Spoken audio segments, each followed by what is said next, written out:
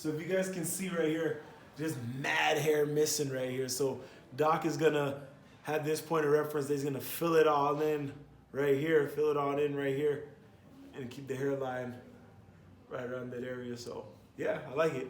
I like it. What y'all think? You like it? What's going on, guys? Welcome to my channel. And if you've already been subscribed, you know I've had this for quite some time now, probably like 3 years already.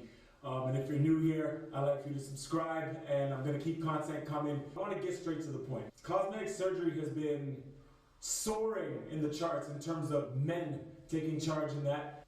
It's kind of crazy, right? And I'm in that category. Can you believe that I got some kind of form of plastic surgery? Can you believe it? What do you think I got then? Huh? I mean, you can probably see it in the description anyway. So I got a hair transplant.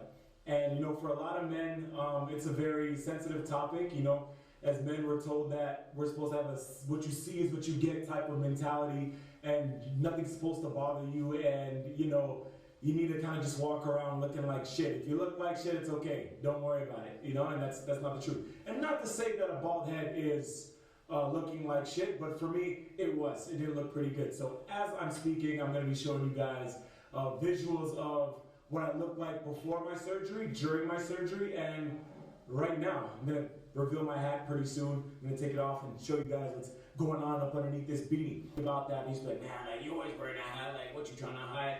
And like, my hair is pretty much fully restored. I'm about 5, almost 6 months out of surgery. It takes about 9 to 12 months for the surgery to fully show its full results, and I have great results already, especially in my hairline area. And honestly, 9 times out of 10, you're going to see me in a hat, just because that's my favorite accessory. You as well, if you're thinking about getting a hair transplant. So, you know, when I first started struggling with hair loss, it was 3 years ago. I'm 28 years old. When I was 25, right around my rookie season, I started noticing, you know, empty spots, balding spots in my curly brown fro. But I thought nothing of it. You know, I thought, hey, it's just a little bit of balding, like it'll be all right. You know, maybe it's just like the food you ate or something, right? And boy, was I wrong. You either recede or you thin out. And I was doing both. I was receding and thinning out at the same time. Like, my shit was about to be gone. Oh, fuck. Being an athlete, being on that basketball court, you know, you got that light shining on your head, and it just looks really, really bad. I tried the bald look. And, you know, I recommend, if you are balding, I say try the bald look, because it could look good on you, you know what I mean? Like, some guys, it looks really good on them, you know what I mean? It looks very masculine. You know, it commands a lot of attention to your face if you have a good facial structure, you know what I mean? So try the bald head if you're balding before you even think about getting a hair transplant, right? But for me, it definitely didn't work out. I got a big ass head, so it didn't look right at all. You know what I mean? Like, I look like the brain, yo. Y'all know who the brain is? Of course you do. I tried everything, you know. I tried doing Rogaine and all that other shit, but it never really worked out for me, you know. And I was pretty much destined to lose my hair. It was definitely more of a genetics type of thing. There we go. More of a genetics type of thing. A lot of people in my family are bald, unfortunately. So I was going through that. But recently, once I was playing in Jordan, that was my last season I was playing in. Well, full season anyway. I had an opportunity to get a hair transplant after the season. The Vertex Clinic with my surgeon, Dr. Talib, and he gave me 2,500 grafts for $4,000, mostly in the front of my head and in the back as well. So as you can see in the process, they extracted hairs from the back and the side of my head, which is the best places to take it from, which is called the donor area, which you rarely ever lose hair there, you know what I mean? A lot of people don't know that. Like, you'll see a lot of old guys with, you know, the kind of hair right here, but nothing on top type bullshit, you know what I mean? Because it's where the strongest hairs are, which makes an optimal place for a hair transplant. And there's 2 different types of hair transplants that you can get. There's FUT, where they take a strip from the back of your head and place it in your desired area. It's definitely a whole lot cheaper if you're tight on money to get the cosmetic surgery done. But it does leave a scar, and I do like to rock a nice bald fade. And if you want to rock a nice bald fade, or if you want to have your hair transplant undetected, if you're not as open as I am, it's definitely not the way to go. If you want to be a little bit more discreet, and if you do have the money, because it is a little bit more expensive, you can get FUE, which is where they extract the hairs one by one from the back of your head. And you know, you have grafts in the back of your head, and that can go from either 1 to 5 hairs coming out of one spot. So I say go get a consultation if you're thinking about it, and have the docs look at what your hair is looking like in the back, because you could really have strong hairs in the back that can make for a great hairline. I was kind of nervous going into it because I didn't really know what to expect, but honestly there wasn't a whole lot of pain like that. It was mostly just the anesthesia that hurt the most, other than that, nothing else.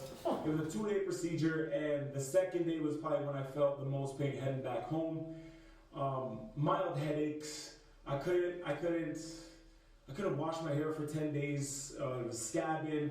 I was actually traveling back to the United States after that, so there's a little bit of discomfort with it, especially with like sleeping, so I want you all to factor that in. If you have everyday like things that you gotta do after your hair transplant, which probably not if you're gonna get one right now, because we should all be inside. We're not all in quarantine. Some of us are in the second phase of this whole COVID thing, but you should definitely make some time in your schedule for at least 2 weeks to really chill out. And that was one of the biggest things that affected me outside of the surgery, was that I was out of commission for 3 weeks and I couldn't work out. I couldn't put any work in, so that definitely messed with me a little bit, but that was the only negative of it all. But I'm gonna go ahead and show you guys my hair. Well, I'm gonna show you guys what my hair looked like before my hair transplant. So I'm gonna let a whole bunch of clips run. Let's go. Yeah, I know I still look good, right? But for me, not too pretty. But I'm gonna show you guys my brand new hair up underneath this thing. Woo! Sweating with this damn beanie on. I put the beanie on because I thought it looked good. But this is what my new hair looks like, guys. And I'm 5 to 6 months out. I got it done in February 5th, I believe. And today it's damn near July. So, doing pretty good. It looks good. Again, there's no scarring in the back because I got the FUE, The FUT will leave the strips in the back. I paid $4,000 for my hair transplant, which is really low. In the United States, a good hair transplant goes anywhere from $7,000 to $15,000. So post-surgery, wasn't that crazy. I actually tried something called finasteride. If you are suffering from balding right now in the early stages, this could help you combat that. The only issues that I would say with this is that it did lower my sex drive, and I do not want to trade in my sex drive for more hair. I'd rather be bald as shit and have a high sex drive. So, hey, if you want to trade in your sex drive, go ahead and do it.